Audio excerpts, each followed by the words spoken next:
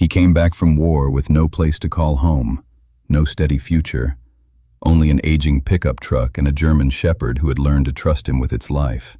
When this quiet veteran accepted a night security job at a remote lumber yard buried deep in a snowy valley, he believed it would be simple.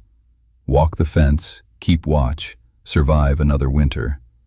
But why did his dog refuse to rest, pacing the frozen ground and growling at what lay beneath the concrete? Why did unmarked trucks arrive after midnight with their lights off? And why did accidents begin happening only after he chose to report what he saw? When money was offered to buy his silence, he faced a question no battlefield had ever asked him. How much is a conscience worth? And when fire lit the snow and truth rose from the ground, would faith be enough to keep him standing? Before we begin, I hope this story finds you safe and warm tonight. Tell us where you're watching from in the comments. And if stories of loyalty, courage, and God's quiet miracles matter to you, please subscribe and walk this journey with us.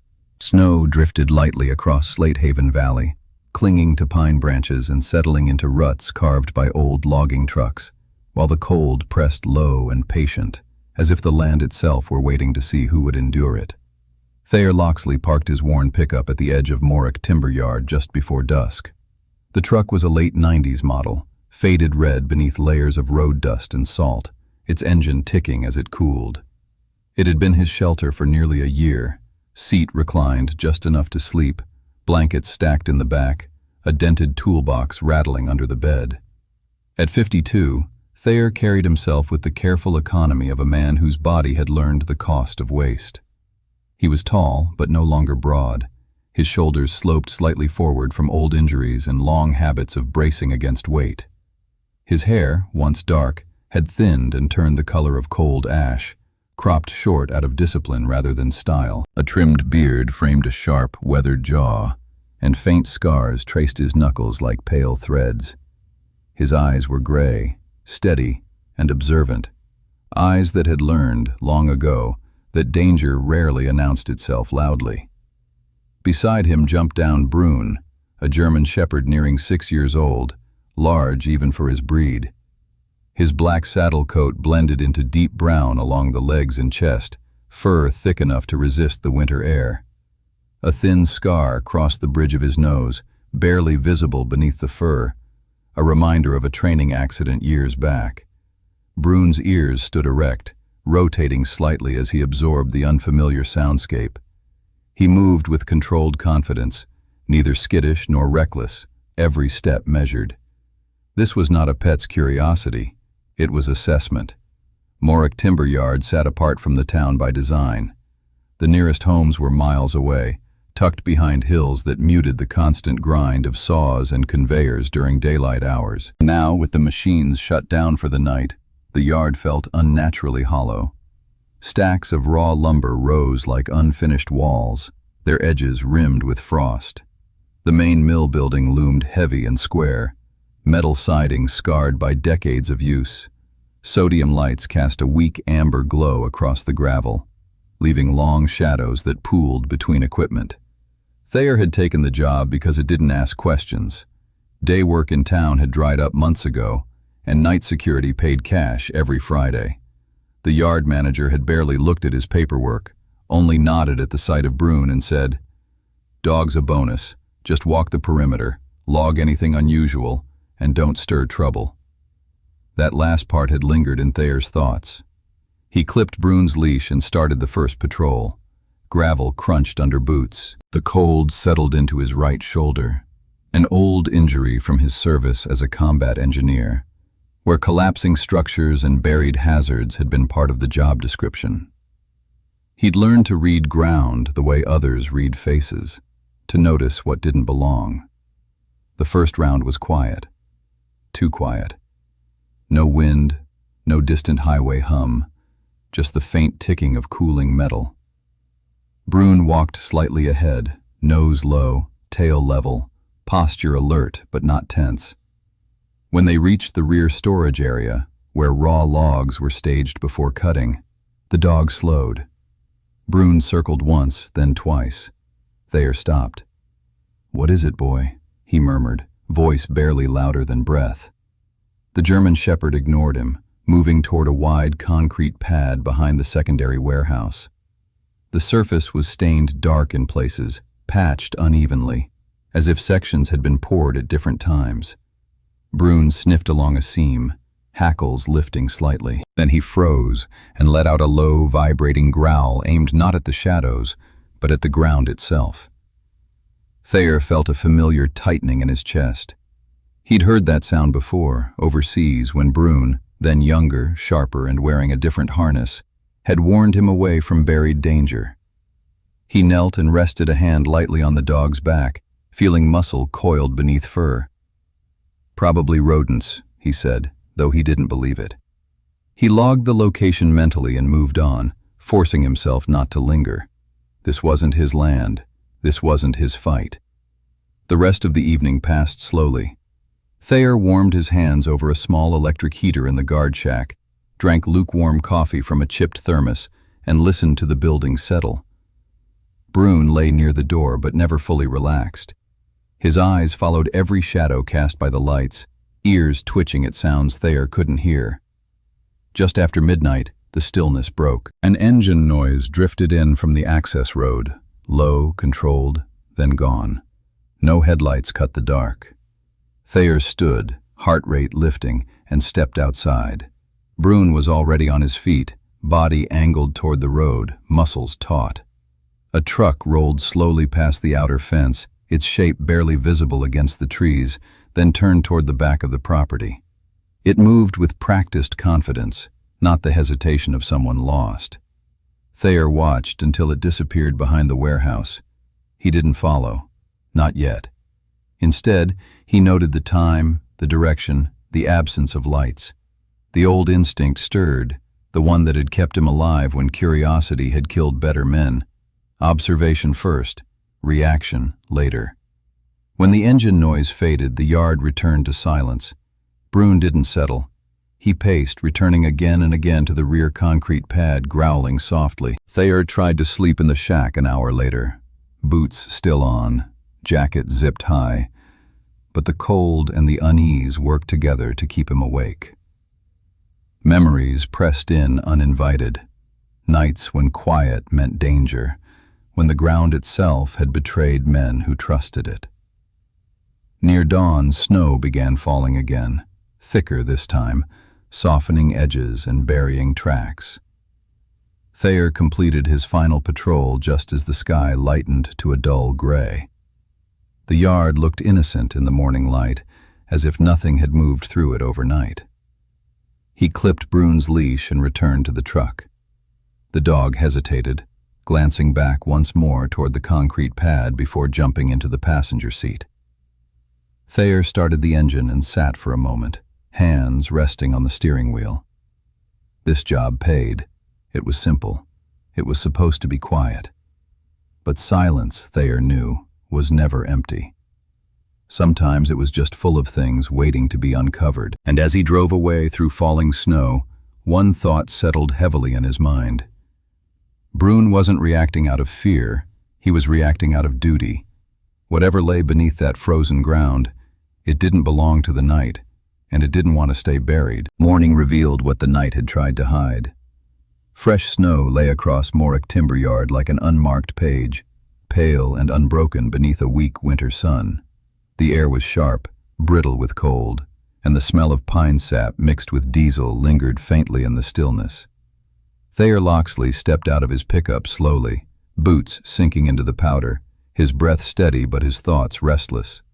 Brune jumped down beside him, shaking snow from his thick coat. The German shepherd's ears were already forward, eyes scanning the yard with focused intensity. He moved ahead a few steps, then stopped. Thayer followed his gaze. The snow was not clean.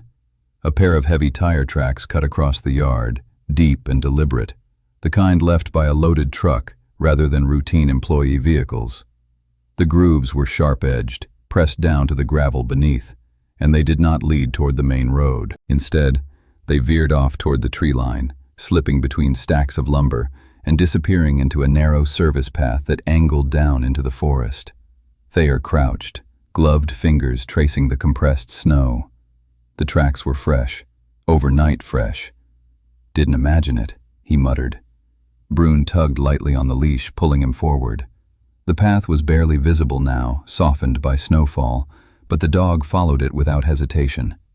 50 yards in, the ground dipped slightly, and the scent hit Thayer before he saw anything. Oil. Not the dry smell of machinery lubricant, but sharp and chemical, wrong for raw timber operations. They reached a shallow pit near the edge of the woods, hastily filled with loose soil and debris. Snow covered it unevenly, sagging in the center. Brune circled once, then barked sharply, planting his paws at the rim. Thayer knelt and brushed snow aside with his sleeve. Dark earth showed through, damp and stained. The smell intensified. He leaned back on his heels, pulse tightening. This wasn't a dump site for sawdust or scrap metal. This was something someone didn't want seen in daylight. Nearby, half buried beneath snow and pine needles, lay a laminated card. Thayer picked it up carefully. A transport tag. The edges were scuffed, numbers smeared as if wiped with a thumb. He read it twice. The item code didn't match lumber classifications. The weight column had been altered, digits scratched out and rewritten. Thayer slipped the card into his jacket pocket.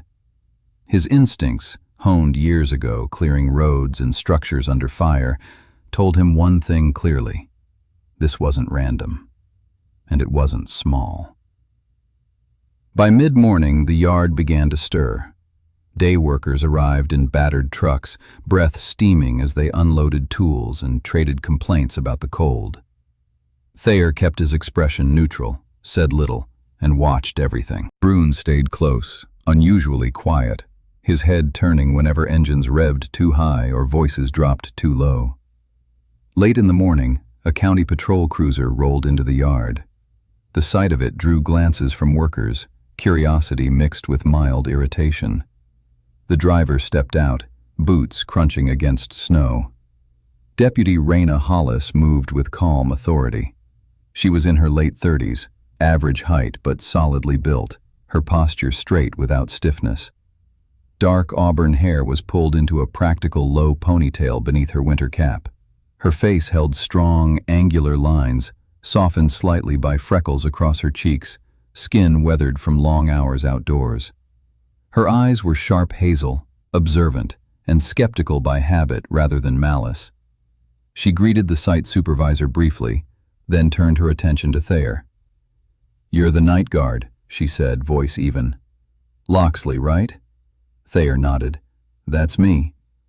Her gaze flicked to Brune, noting the dog's disciplined stillness. "German Shepherd. Former working dog?" "Yes, ma'am." Raina's mouth tightened into something like respect. "We've had a few petty theft reports around the valley. Fuel siphoning, missing equipment, routine check." Her tone made it clear she didn't expect to find much. Thayer hesitated. Years of experience told him how easily truth could be dismissed when spoken too soon. He was a temporary guard, living out of a truck with no standing in town. He chose his words carefully.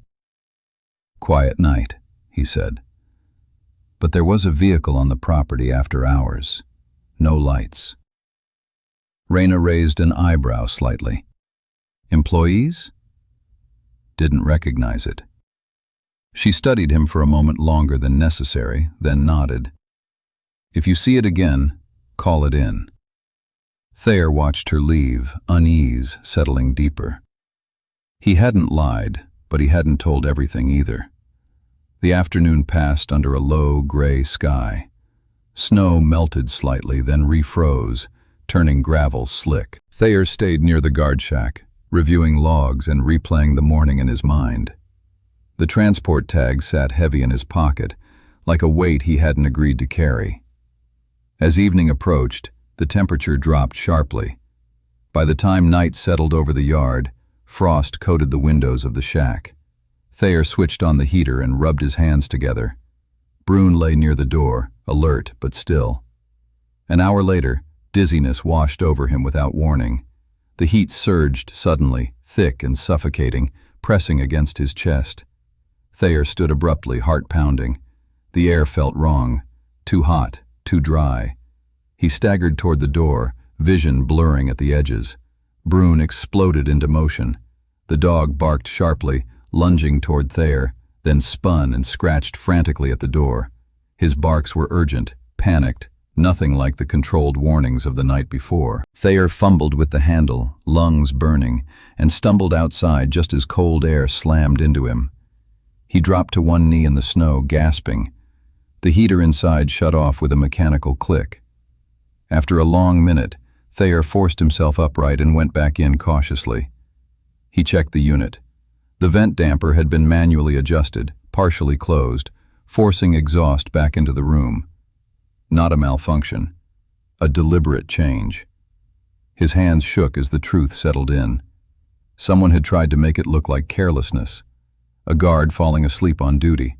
Another quiet accident in an isolated place. Brune pressed against his leg, whining softly now. The crisis passed. Thayer rested his forehead briefly against the dog's thick fur, grounding himself. "They don't want witnesses," he whispered. He reset the heater, then shut it down entirely. That night he kept the door cracked open, cold be damned. Sleep came in short, shallow stretches, broken by the sound of wind and the creak of cooling metal. By dawn, Thayer had made a decision. He drove into town mid-morning, parking near the sheriff's substation. Brune stayed in the truck, watching through the windshield. Inside, Thayer waited until Deputy Raina Hollis emerged from an office, paperwork tucked under her arm. "Deputy," he said quietly. She turned, surprised. "Loxley? I need to show you something." They sat at a small table, steam rising from paper cups of bad coffee. Thayer slid the transport tag across to her. Raina examined it closely, frown deepening. "This isn't lumber," she said slowly. "No. And you're sure this came from the yard?" "Yes." Raina leaned back, fingers drumming once against the table. "Why bring this to me?" Thayer met her gaze, voice low but steady. "Because someone tried to kill me last night for seeing it." Silence stretched between them. Raina studied his face, not just his words, but the set of his jaw, the calm beneath the tension. Finally, she nodded. "All right, I'll look into it." As Thayer left the station, snow began falling again, soft and steady. He knew he'd crossed a line he couldn't step back from. Back at Morrick Timber Yard, Brune greeted him with a single sharp bark, then settled. Thayer looked across the quiet property, at the tracks now buried, the pit disguised once more beneath snow. This wasn't just about guarding a fence anymore. It was about choosing whether silence was safer than truth. And Thayer Loxley had already learned long ago what silence could cost. Merrick Duvall arrived at Morrick Timber Yard just after noon, when the snow softened enough to drip from the edges of stacked logs, and the air carried that damp, metallic chill that crept into bone. He did not come in a rush, nor did he announce himself loudly. His presence was the kind that slid into a place and rearranged it quietly. Merrick was in his mid-50s, tall and narrow-shouldered, with a posture that suggested long years behind desks rather than machines. His hair was dark, but threaded with controlled streaks of gray at the temples, combed carefully back. A trimmed mustache framed a thin, practiced smile. His jawline was sharp, almost geometric, and his eyes, pale blue and calculating, rarely blinked when he spoke. He wore a wool coat too clean for a working yard, leather gloves without a scratch, boots polished despite the slush. Everything about him said order, restraint, and money spent on appearances. He greeted the supervisors first, then turned to Thayer as if the encounter were inevitable. "Mr. Loxley," Merrick said warmly, extending a gloved hand. "I've heard good things, reliable, quiet." Thayer removed his own glove to shake. His hand was rough, scarred, nails short and cracked from cold. The contrast was not lost on either man. "Walk with me," Merrick said. "Coffee's still hot." They stepped into a small office near the main mill, its heater humming softly. Brune stayed near the door, head high, eyes fixed on Merrick with undisguised suspicion. The owner noticed but pretended not to. Merrick poured coffee into 2 paper cups. "We had some confusion recently," he said lightly. "Equipment issues, nothing serious." Thayer did not answer. Merrick smiled again, patient as a man sanding a stubborn edge. "I understand you had a scare with the heater. Unfortunate, old systems." "Someone adjusted it," Thayer replied. Merrick's expression never faltered. "Possibly. Or perhaps someone forgot protocol. These things happen." He leaned back, folding his hands. "I value loyalty, Mr. Loxley. People who mind their own business. This yard runs on trust." Thayer looked down at his gloves resting on the desk. The leather was split at the fingers, seams worn thin, old, used, but clean. He thought of how many times those gloves had gripped tools instead of weapons, how they carried no blood now. He lifted his gaze to Brune. The dog stood unmoving, amber eyes clear, unblinking. There was no deception in them, no compromise. Merrick followed his glance and sighed softly. "Dogs," he said. "They don't understand how the world works." "I do," Thayer replied. Merrick set the cup down carefully. "I'm prepared to offer you a raise, significant. In exchange, I'd prefer you not escalate minor irregularities. No need to involve outside parties." The words were smooth, reasonable, dressed as opportunity. Thayer stood. "I'm not interested." The silence that followed was thin as ice. Merrick nodded once, slow and deliberate. "Think about it." "I already have." When Thayer left the office, the cold felt cleaner than the warmth inside. That night, the yard changed. Thayer discovered his truck's rear tire flat during his first patrol. No nail, no puncture. The valve stem had been loosened just enough to bleed air slowly. Deliberate. He replaced it in silence. Later, he returned to the guard shack to find the door lock forced, contents disturbed. Nothing stolen, just searched. A message without words. Near midnight, while walking the perimeter, a length of lumber slipped from a poorly stacked pile above him. Thayer heard the shift and dove forward just in time. The board struck the ground where his head had been moments earlier, cracking loudly against frozen gravel. Brune barked, furious, circling the stack. Thayer lay in the snow for a moment, heart hammering, breath fogging the dark. Accidents, he understood, were often louder than threats. They came again the following night. Smaller things. A loose step, a missing log entry, lights flickering unexpectedly.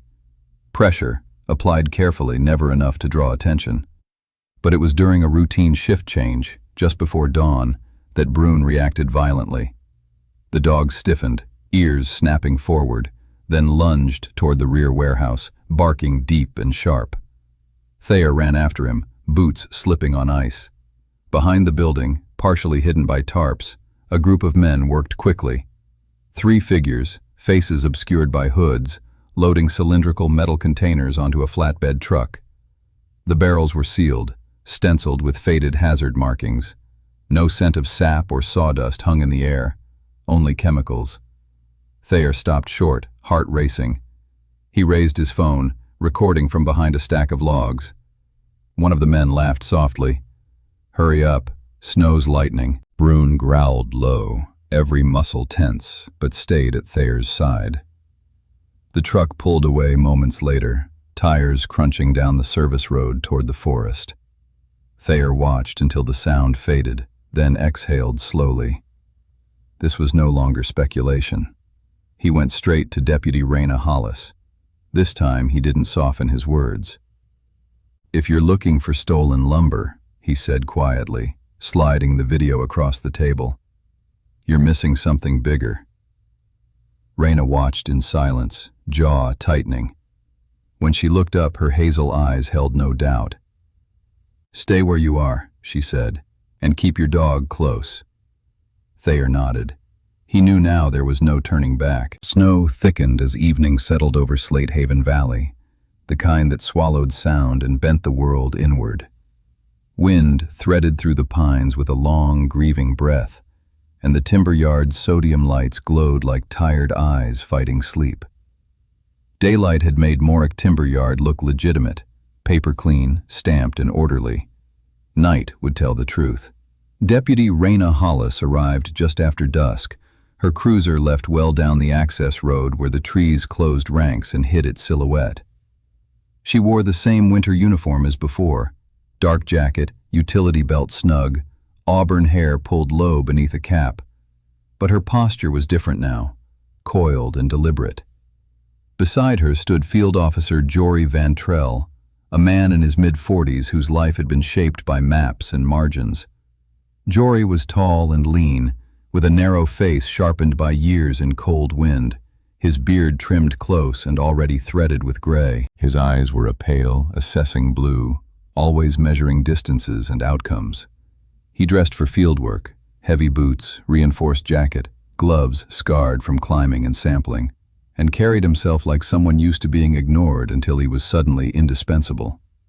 They had spent the afternoon reviewing Morrick's paperwork. It was immaculate. Permits current, manifests tidy, donation receipts stamped and framed in the town hall lobby. In daylight, everything aligned. "That's the problem," Jory had said earlier, tapping a ledger with a gloved finger. "When everything lines up too clean, it usually means the mess has been moved." Thayer Loxley listened without interrupting. He stood near the guard shack, shoulders squared against the cold gray eyes fixed on the yard as if memorizing its angles. His beard had caught frost, giving him a rough, silvered look. The old injury in his right shoulder throbbed with the coming storm, a reminder that weather and memory often arrived together. "Follow them at night," Thayer said quietly. "They don't bother pretending then." Raina considered the plan. "No confrontations. We observe, we document, we wait for the mistake." Brune stood between them, his thick coat fluffed against the wind, amber eyes bright and intent. The German shepherd was calmer than Thayer expected, alert but patient, like a sentry who understood the difference between noise and threat. They took positions as the yard went dark.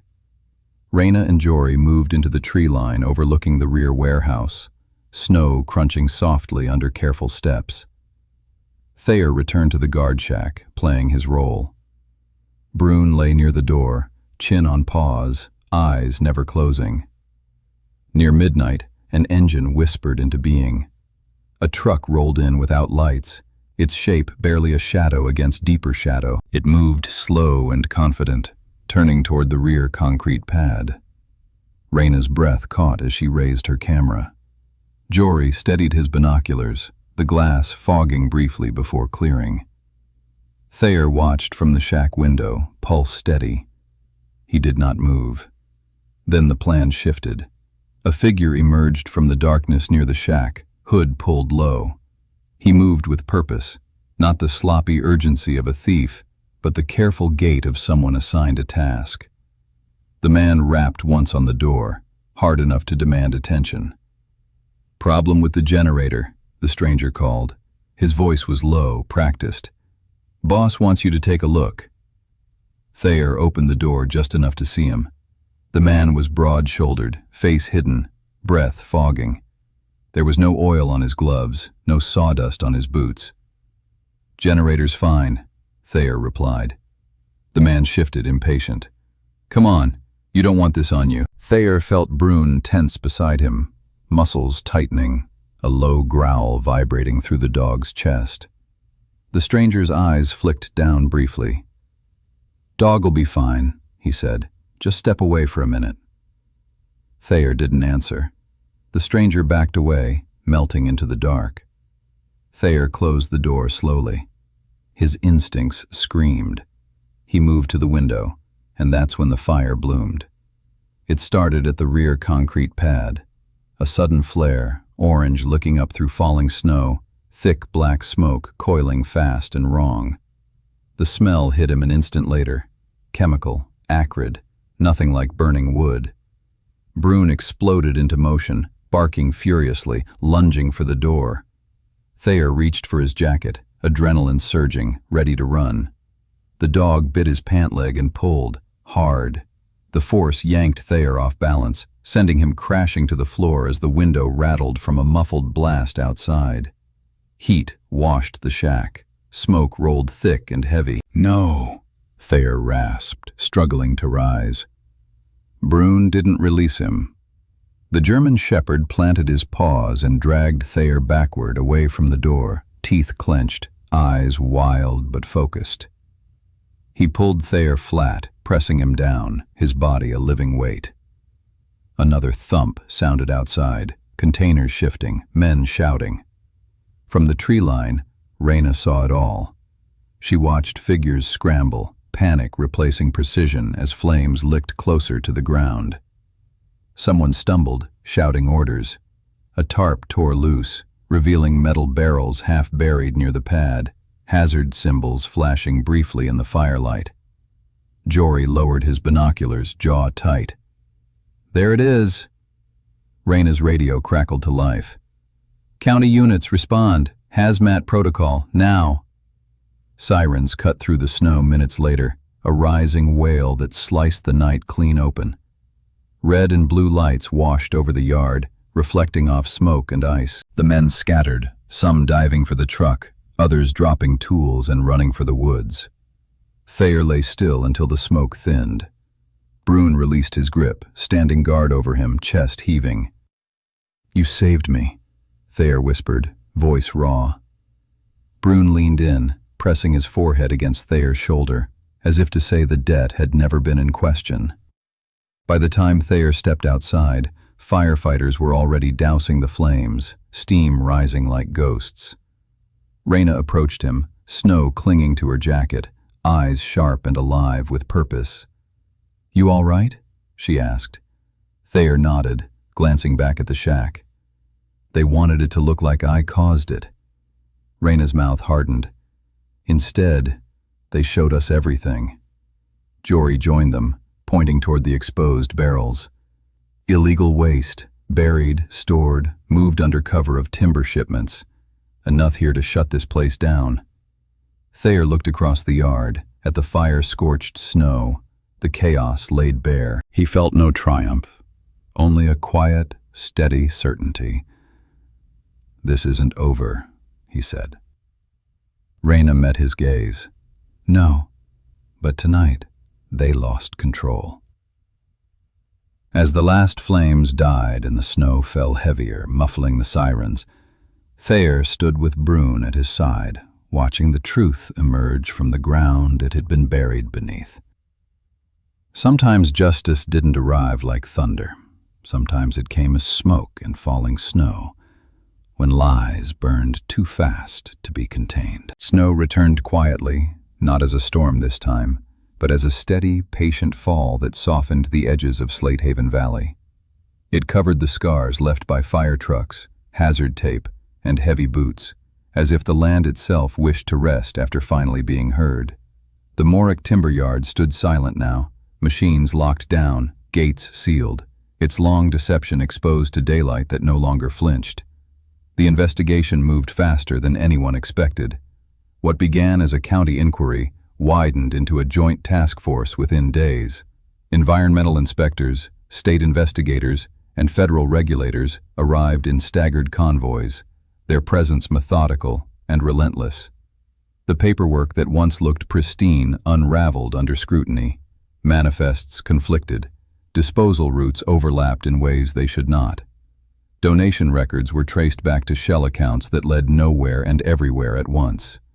Morrick Timber Yard had not only processed raw lumber, it had used its isolation to conceal something far more dangerous.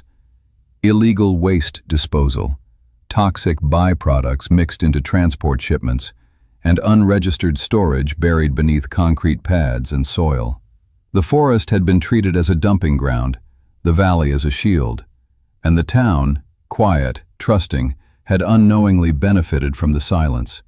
Old records resurfaced. Injuries once written off as accidents were reviewed again. A crushed foot beneath a falling beam. A maintenance worker found unconscious near a vent. A night guard who quit suddenly and left town without explanation. The pattern emerged slowly, like a bruise darkening long after the blow. Thayer Loxley watched much of this from the edge. He was called in twice during the first week.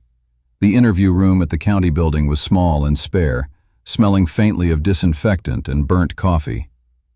Thayer sat with his back straight, hands folded on the table, wearing the same heavy jacket he'd worn all winter. His gray eyes did not wander. Brune lay at his feet, calm and alert, a quiet presence that grounded him. Deputy Raina Hollis led the questioning. She looked tired now, auburn hair escaping its tie, freckles standing out against skin pale from too many hours indoors. Her voice, however, was steady. "You understand," she said, "that this could get complicated." Thayer nodded. "I understand." A man entered midway through the session, introduced simply as Daniel Kershaw. He was in his early 60s, tall but slightly stooped, with silver hair cut close and a deeply lined face that suggested long years in legal rooms rather than courtrooms. His suit was conservative, his tie muted, his demeanor precise. He represented an intermediary firm retained by parties interested in minimizing disruption. Daniel spoke carefully, choosing words the way others chose tools. "Mr. Loxley, you've been through enough. No one wants to drag this out. There are ways to resolve matters quietly." Thayer listened without interrupting. "You could receive compensation," Daniel continued. "Enough to relocate. Start fresh. No testimony, no further involvement." Silence filled the room. Thayer looked down at his hands. They were scarred, veins raised beneath weathered skin. He thought of nights in foreign deserts, of bridges cleared under fire, of men who had trusted him to hold a line when retreat would have been easier. He looked at Brune. The German shepherd lifted his head, amber eyes steady, uncomplicated, loyal, present. Thayer met Daniel's gaze. "I didn't survive all that to sell what's left of me." Daniel's jaw tightened almost imperceptibly. "You should consider—" "No," Thayer said, voice low but immovable. Daniel gathered his papers, disappointment masked behind professionalism. "Then this will proceed the hard way." After he left, Raina exhaled slowly. "You know they'll make it uncomfortable." Thayer nodded again. "They already tried killing me." The arrest came 3 days later. Merrick Duvall was taken into custody at dawn, his polished boots crunching against the same snow he had once believed would hide his work. He looked smaller without his coat, his mustache untrimmed, eyes darting with something close to disbelief. The man who had spoken of loyalty now avoided everyone's gaze. His charges were extensive: fraud, environmental violations, endangerment, obstruction. The yard's operating license was revoked before sunset. Cleanup crews followed, sealing contaminated ground and beginning the long, careful process of restoration. Thayer stood with Raina at the edge of the property as officials worked. "If not for you and that dog," she said quietly, "we'd still be staring at snow, thinking it was just snow." Thayer said nothing. Praise sat uneasily on him. He had done what felt unavoidable. The weeks that followed were quieter but not easier. Thayer was called to testify twice more, his statements consistent, his recollections precise. Each time he returned to his truck afterward, sat with Brune, and let the weight drain slowly from his shoulders. Sleep came easier now, though never deeply. Some habits never left. One afternoon, as winter began loosening its grip, Thayer received a call from Field Officer Jory Vantrell. "We're short-handed," Jory said. "Night patrols along the forest boundary. Someone who knows terrain, someone we can trust." Thayer considered the offer. The pay was modest, the hours long, the responsibility real. "When do I start?" he asked. The uniform they gave him was simple: dark jacket, patch stitched cleanly. No ceremony, no speeches, just work. Brune underwent assessment shortly after. A state K-9 evaluator named Lila Morin handled the process. She was in her early 40s, tall and athletic, with cropped black hair and calm, observant eyes. Her movements were precise, her voice soft but firm. She watched Brune navigate scent trails, respond to commands, and ignore distractions. "He's older," she said afterward, kneeling to scratch behind his ears. "But he's steady. That's rare." Brune leaned into her hand once, then returned to Thayer's side. "He's in," Lila concluded. Spring edged into the valley slowly. Snow retreated to shadows. The forest breathed again. On his first official night patrol, Thayer walked the ridgeline with Brune at heel, flashlight sweeping across familiar ground. The wind was gentler now, carrying the scent of thawing earth instead of chemicals. Thayer paused at a high point overlooking the valley. The lights of town glimmered faintly in the distance. The timber yard lay dark and empty behind him, a place stripped of power and pretense. Brune sat beside him, alert but calm. "We did okay," Thayer murmured. The dog's tail thumped once against the ground. Thayer knew he would never be rich. He would never reclaim what war had taken. But he had kept the one thing that mattered when everything else was negotiable. In a world that often rewarded silence, he had chosen to speak. And in the quiet that followed, something like peace finally stayed. Sometimes we wait for miracles to arrive like thunder, loud, undeniable, shaking the ground beneath our feet. But more often, God works in whispers, in the courage to say no when silence would be easier, in the loyalty of a dog who pulls his human back from danger, in a tired man who chooses conscience over comfort, even when no one is watching. Thayer did not win because he was powerful, wealthy, or protected. He won because he refused to trade what God placed in his chest, his moral compass, for money or fear. And that is how miracles often unfold, not by removing hardship, but by giving us the strength to walk through it without losing ourselves. In our daily lives, we face smaller versions of the same choice: to speak truth or stay quiet, to help someone when it costs us time, to stand for what is right when it would be easier to walk away.